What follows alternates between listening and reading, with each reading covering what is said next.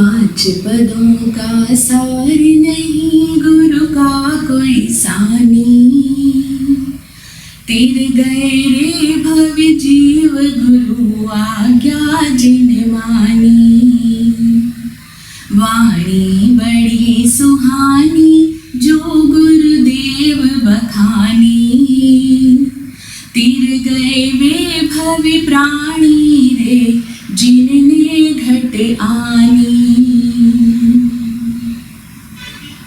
अरहंत सिद्ध वितराग देव निर्ग्रंथ सद्गुरुदेव आगम वाणी को भावपूर्ण वंदन नमन।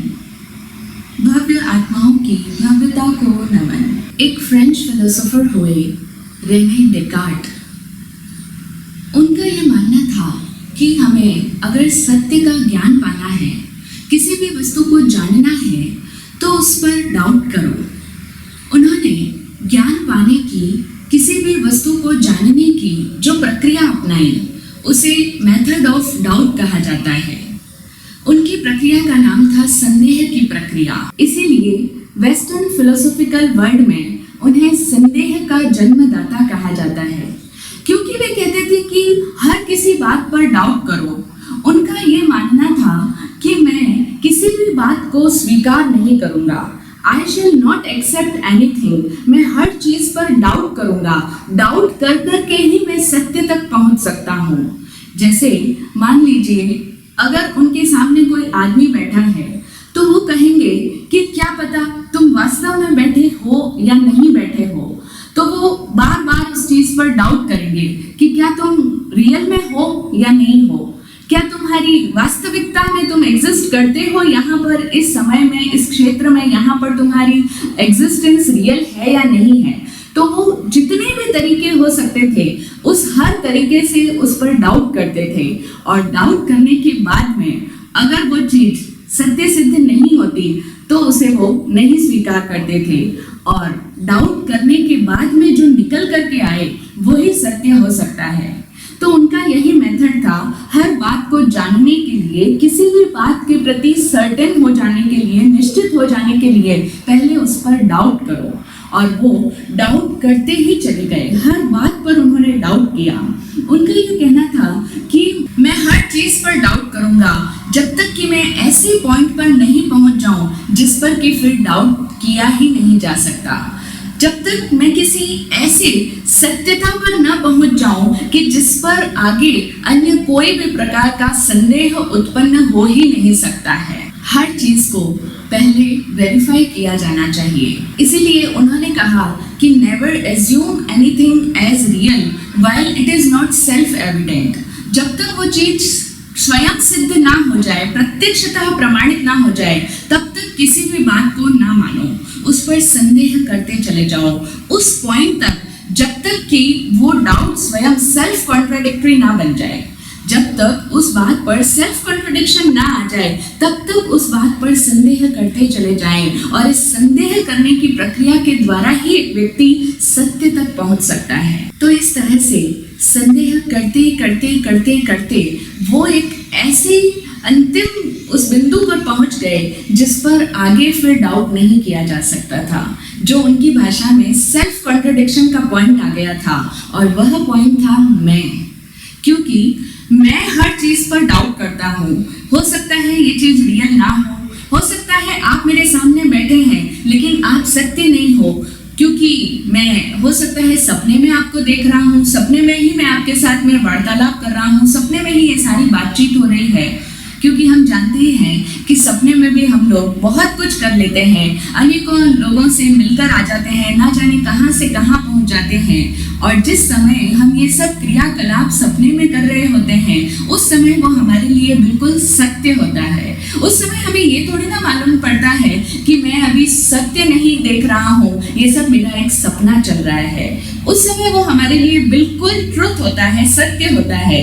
तो इसी तरीके से डेकार्ट के अनुसार कि क्या पता मैं जो आपसे बात कर रहा हूँ, आप मेरे सामने बैठे हैं, हो सकता है ये सब सपने में चल रहा हो। तो इसीलिए मैं डाउट करूंगा, और जब तक मैं ऐसे पॉइंट पर ना पहुंच जाऊं कि जो कि स्वयं ही सेल्फ कॉन्ट्राडिक्टरी ना हो जाए, तो वो आखिर पहुंचे एक ऐसी बिंदु पर जिस पर आगे फिर डाउट नहीं किया जा सकता था, और वो था मैं स्वयं। क्योंकि मैं हर चीज पर डाउट उठा सकता हूँ, लेकिन अल्टीमेटली जो डाउट करने वाला है वो तो है। अगर मैं कहूँ कि मैं नहीं हूँ, तो फिर ये डाउट किसने किया? ये कहने वाला कौन कि मैं नहीं हूँ? इसीलिए उन्होंने कहा कि ये जो मैं है, इस पर आप जितना डाउट करते हो उतना ही आप उसको सत्य प्रमाणित कर रहे हो, उतने ही उसकी सत्यता स्वयं सिद्ध हो जाती है। The more you doubt it, the more you assert it. क्योंकि जब हम कहते हैं कि मैं नहीं हूँ, तो वो कहने वाला कौन है? मैं नहीं हूँ, मैं भी मैं तो हूँ, क्योंकि कहने वाला तो है। जैसे कि एक बड़ा सुंदर मजाक आता है ना, कि एक पिता ने अपने बच्चे से कहा कि बेटा जाकर के बाहर आए हुए मेहमान से कह दो कि पिताजी घर पर नहीं है। और वो बेटा जाकर के कह आता है कि पापा कह रहे हैं कि पापा घर पर नहीं है। तो इस तरह से जो ये कहने वाला है वह तो है ही, उसका अस्तित्व उस वाक्य में ही निहित हो जाता है कि जो कहता है मैं नहीं हूँ वह भी है तो सही। क्योंकि अगर वो है ही नहीं तो फिर डाउट कौन कर रहा है, कह कौन रहा है? उसका एग्जिस्टेंस यहाँ पर आकर के स्वयं सिद्ध हो जाता है, सेल्फ एविडेंट हो जाता है। और अगर अब मैं इस पर भी डाउट करूं तो ये डाउट सेल्फ कॉन्ट्राडिक्टरी हो जाएगा। इसीलिए इस पर डाउट नहीं किया जा सकता। जो मैं हूँ, जो मेरा अपना होनापन है, उसको उन्होंने नाम दिया सेल्फ। इस सेल्फ पर कोई डाउट नहीं कर सकता है। जो सेल्फ है, जिसे हम अपने यहाँ पर आत्मा कहते हैं, उस आत्मा पर, अपने आप पर डाउट नहीं किया जा सकता। और इसी बात को उन्होंने अपनी फ्रेंच लैंग्वेज में कहा, कॉगिटो अर्गो सम। उनका एक फेमस ये कोट है कि कॉगिटो अर्गो सम यानी आई think therefore I M, I think therefore I exist, I doubt on everything therefore I M real. क्योंकि मैं हर चीज पर डाउट करता हूँ और मैं सोचता हूँ, मैं ही ये सोचने वाला हूँ, मैं ही ये बोलने वाला हूँ, इसीलिए मैं तो हूँ, मेरा अस्तित्व तो स्वयं सिद्ध हो जाता है। इस तरह से डेकार्ट ने अपनी आत्मा को सिद्ध किया। उनका ये जो सिद्धांत बना, I think therefore I am, क्योंकि doubter must be real in order to doubt. Doubt करने के लिए भी डाउटर को तो होना चाहिए। तो इसीलिए वो जो डाउट करने वाला है, वो जो सोचने वाला है, वो जो सब बातों को डिनाई करता है कि ये बात भी सत्य नहीं, ये बात भी सत्य नहीं है, तो उसको निगेट करने वाला कौन है? वो है सेल्फ, वो है मेरा अपना होनापन, मैं स्वयं, जिसे हम आत्मा कहते हैं। तो इस तरह से उन्होंने आत्मा के अस्तित्व को सिद्ध किया और फिर उन्होंने कहा कि ये जो आत्मा है, ये जो सेल्फ है, ये कोई मटेरियल चीज नहीं है। क्योंकि जितने भी जड़ पदार्थ है, जितने भी भौतिक पदार्थ है, जो भी मटेरियल्स हैं, वो सब ये थिंक नहीं कर सकते, वो इस तरह का सोच विचार नहीं कर सकते। और जो आत्मा है वो मटेरियलिस्टिक थिंग नहीं है, वो कोई भौतिक वस्तु नहीं है।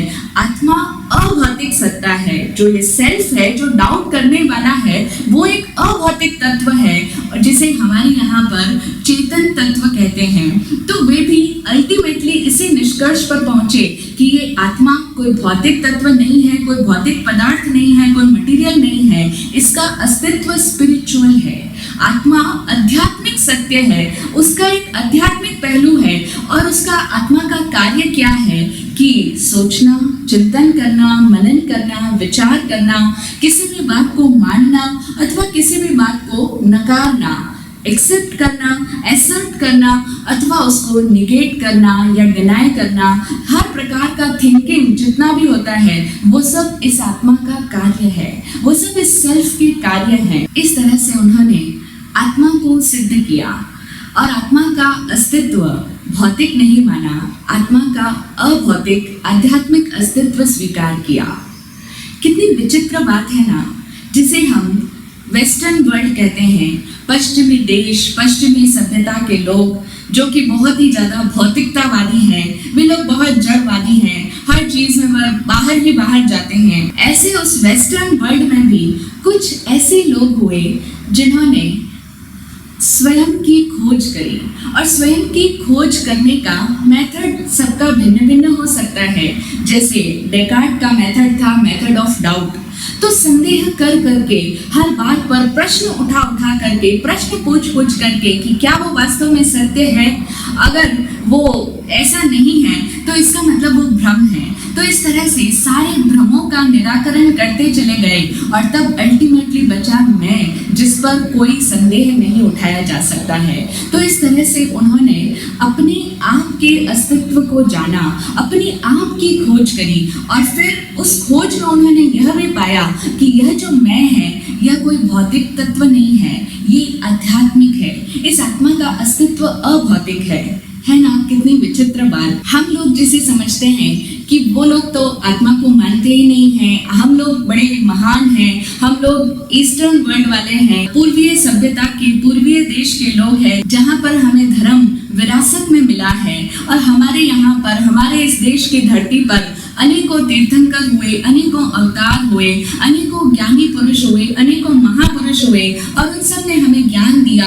हम लोग तो पहले ही आत्मा को मानते हैं, हम लोग तो आत्मा के अस्तित्व को पहले ही स्वीकार करते हैं। हम लोग इसी बात पर अपने अहंकार को पोषित किए जाते हैं कि हम लोग तो शुरू से ही इस बात को मानते हैं कि आत्मा होती है, वो लोग तो अब मानने लगे हैं। लेकिन हम देखें कि हम मानते हैं।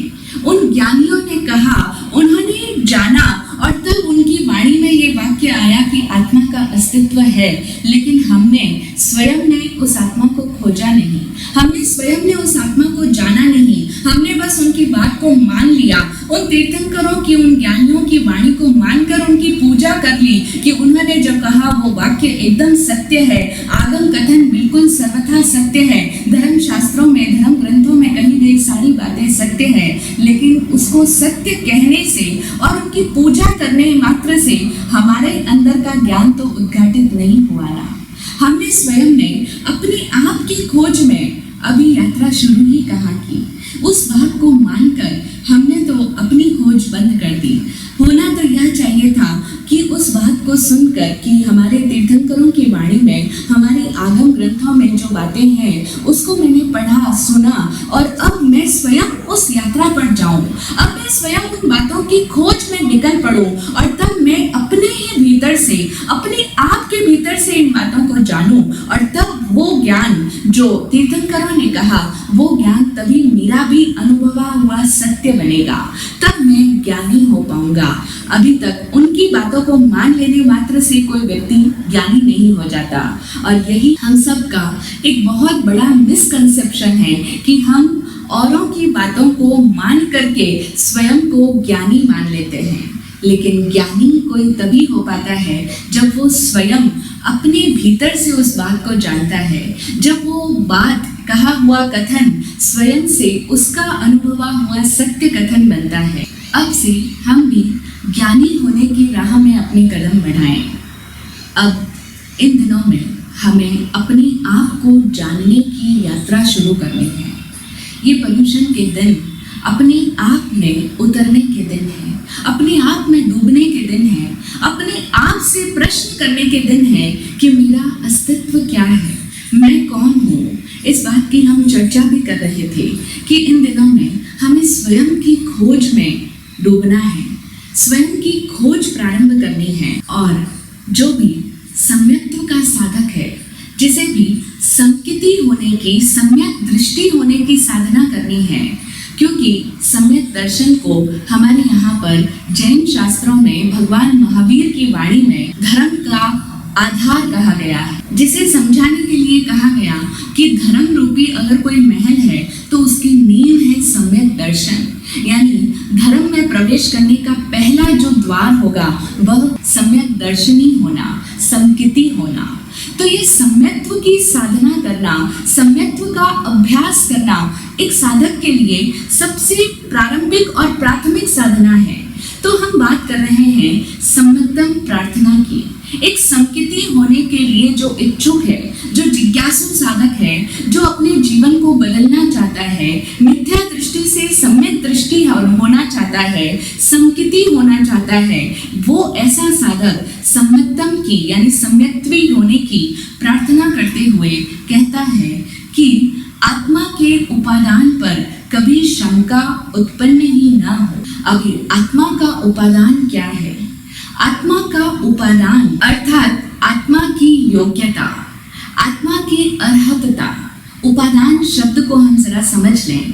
उपादान यानी उप प्लस आदान। आदान का मतलब होता है ग्रहण करना और उप उपसर्ग होता है समीप से, नजदीक से। तो आत्मा का उपादान यानी आत्मा की ग्रहण करने की शक्ति, वही है आत्मा की योग्यता। आत्मा की योग्यता क्या है? कि आत्मा भाव कर सकती है। जिसे डेकार्टे ने अपनी भाषा में कहा, आई थिंक देयरफॉर आई एम। वो जिसे सोचना कह रहे हैं कि मैं सोच सकता हूँ, मैं डाउट उठा सकता हूँ, मैं हर बात पर प्रश्न कर सकता हूँ, मैं विचार करता हूँ, इसीलिए मैं हूँ। तो वो जो उनका थिंकिंग है, उस थिंकिंग को हम भाव करना कहते हैं, क्योंकि आत्मा ही है जो भाव कर सकता है। डेकार्ट ने कहा कि ये जो जड़ पदार्थ है, जो मटेरियल थिंग्स है, वो भाव नहीं कर सकती, वो विचार नहीं कर सकती। हमारे सामने पड़ी एक कुर्सी, ये उसके अंदर योग्यता नहीं कि वो अपने आप से कुछ चिंतन करे, वो किसी भी बात को सोचे, किसी भी बात को एक्सेप्ट करे अथवा किसी भी बात को निगेट कर दे। वो जड़ वस्तुओं के अंदर वो योग्यता नहीं है। तो वो जिसे थिंक करना कहते हैं, उसे हम भाव करना कहते हैं, क्योंकि यही आत्मा की मौलिक योग्यता है। इसी का नाम है आत्मा का उपादान, कि आत्मा भाव कर सकती है। हम देखें, दो तत्व हैं। एक है आत्मा, जिसे हम चैतन्य तत्व कहते हैं। दूसरा है अनात्मा, जिसे हम जड़ पदार्थ कहते हैं। जैन दर्शन में इसे पुद्गल कहा गया है। तो आत्मा का अपना होनापन क्या है? आत्मा की अपनी योग्यता क्या है? आत्मा का अपना उपादान क्या है? कि वह भाव कर सकती है, और भाव करने के कारण ही आत्मा ग्रहण करती है। किसे ग्रहण करती है? उपादान यानी उसकी ग्रहण करने की क्षमता, ग्राह्य क्षमता। तो वह किसे ग्रहण करती है? कि वह भाव करती है, और उसके भाव करने के कारण जो दूसरे तत्व है, अनात्म तत्व, जो जड़ तत्व है, उन जड़ पदार्थों में, उन पुद्गल परमाणुओं में हलचल होती है, उन पुद्गलों में आंदोलन होता है। आत्मा के भाव के कारण से पुद्गल जगत संचालित होता है, और हर आत्मा में ये योग्यता निहित है कि वो भाव करे और वो उन पुद्गलों को संचालित करे, पुद्गलों के अंदर कंपन ले आए, पुद्गलों को आंदोलित कर दे। हम जिस तरह के भाव प्रसारित करते हैं, उसी तरह के पुद्गलों को अपनी ओर आकर्षित कर लेते हैं। ये पूरी सृष्टि हमारे ही भावों से संचालित हो रही है। इसी बात को समण दर्शन का आत्मवाद कहा जाता है। अनेकों लोग कहते हैं कि इस सृष्टि का संचालन करने वाला निश्चित ही कोई एक सर्वशक्तिमान ईश्वर है। कोई तो एक ऐसी सत्ता है जो इस पूरे जगत को, इस पूरे ब्रह्मांड को संचालित कर रही है। इस सृष्टि का नियंता एक ऐसा सर्वशक्तिमान ईश्वर कोई अवश्य होना चाहिए। तो वो जो ईश्वरवादी, जिसे एक सर्वशक्तिमान सत्ता कहते हैं, जिसे गॉड कहते हैं, कि वही इस सृष्टि को सर्जन करता है, वही इस सृष्टि का सर्जक है। समण दर्शन उसे कहता है कि वह सर्वशक्तिमान सत्ता हमसे भिन्न अन्य कोई और नहीं है। वह सर्वशक्तिमान सत्ता हमारा अपना आत्मा ही है। हम ही है वह गॉड जो हर चीज को जनरेट करते हैं। कैसे करते हैं? तो अपनी भावों के द्वारा करते हैं। हमारे द्वारा उत्पन्न हुआ हर भाव सर्जन करता है, क्रिएट करता है, जनरेट करता है, और वही भाव इस समयाकाश में जाकर के घटनाओं का आकार ग्रहण करते हैं, रूप लेते हैं, और फिर रूपित होकर के पुनः हमारे सामने भोग के रूप में उपस्थित होते हैं।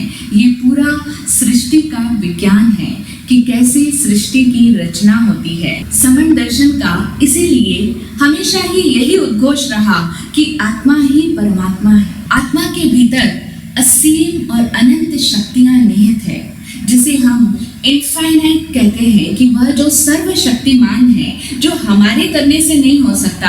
हमारी तो शक्तियां बहुत सीमित है, हम एक फाइनाइट अस्तित्व हैं, लेकिन अभी हमने उसे जाना नहीं है, इसीलिए हम अपने आप को फाइनाइट मान करके बैठे हैं, सीमित मान करके बैठे हैं। लेकिन अगर हम अपने आप को जानेंगे, अपने आप को जगा लेंगे, तो हम भी यही पाएंगे, हमें यही अनुभव होगा कि हमारे भीतर ही वो इनफाइनाइट पावर छुपी है। हम ही वह सोर्स है जो इस पूरे ब्रह्मांड को संचालित कर रहा है।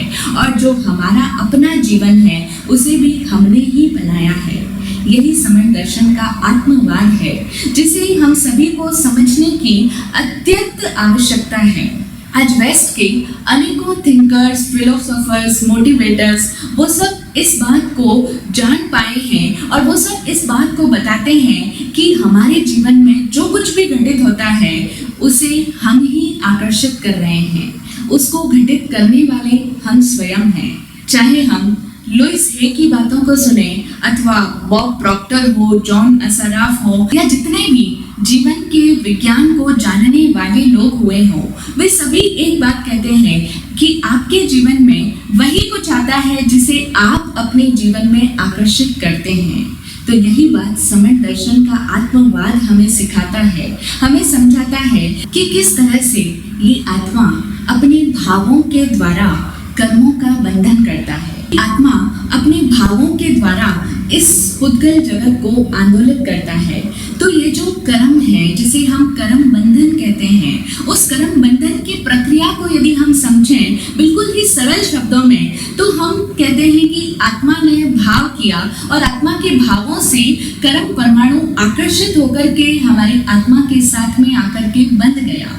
तो ये जो आत्मा ने भाव किया वह भाव प्रसारित हो गया, इस सृष्टि के अंदर फैल गया, क्योंकि हर भाव का ये कायदा है कि वह भाव प्रसारित हो जाता है, फैल जाता है, वह भाव उत्पन्न करता है। तो वह भाव जो इस प्रकृति में फैल गया, उसने इस ब्रह्मांड में जाकर के जैसा भाव था, जिस तरह की वह फ्रीक्वेंसी थी, उस तरह के पुद्गल परमाणुओं को आंदोलित किया। और हम जानते हैं कि इस संसार के अंदर कर्म जो है वो कर्म जड़ है। तो कर्मों की अपनी अलग अलग वर्गणाएं हैं, जिसे हमारे शास्त्रों में कार्मण वर्गणा कहा गया है। तो कार्मण वर्गणाओं के पुद्गलों को इस जीव के भावों ने आंदोलित किया, उसके अंदर कंपन हुआ और फिर जिस तरह के हमारे भाव थे, हमारे भावों की जैसी फ्रीक्वेंसी थी, उसी फ्रीक्वेंसी के आधार पर यानी वैसे ही कर्मों को हमने आकर्षित कर लिया और फिर अपनी ओर उसे खींच लिया और अपनी आत्मा के साथ हमारा उस कर्मों से संबंध बन गया, जिसे कर्म बंध कहा जाता है। तो हम बात कर रहे हैं आत्मा की उपादान शक्ति की। सम्मतम प्रार्थना में साधक कहता है कि आत्मा के उपादान पर कभी शंका उत्पन्न ही ना हो। लेकिन हम तो अभी इस पूरे आत्मा का जो उपादान है, आत्मा की ये जो योग्यता है, आत्मा के भीतर ये जो भाव करने की अर्हतता है, हम तो अभी इससे अनजान ही हैं। हम तो अभी इसे जानते ही नहीं हैं। तो शंका की बात तो बहुत ही बाद में आती है। अगर हम मान भी लेते हैं, गुरु वाणी को सुनकर, आगम वाणी में पढ़कर ये मान तो लेते हैं कि आत्मा के भीतर भाव करने की शक्ति है, लेकिन अभी तक हमने उसे जाना नहीं है। उस आत्मा के उपादान को जब तक हमने स्वयं ने अनुभव नहीं किया हो, तब तक शंका तो उसमें मौजूद रहेगी ही ना। तो ये जो सूत्र है कि आत्मा के उपादान पर कभी शंका उत्पन्न ही ना हो, इसके अंदर ये बात अंतर्निहित है कि शंका तभी तो नहीं रहेगी जब हम उस आत्मा के उपादान को स्वयं जान लेंगे। तो हम उस आत्मा की अर्हतता को जाने।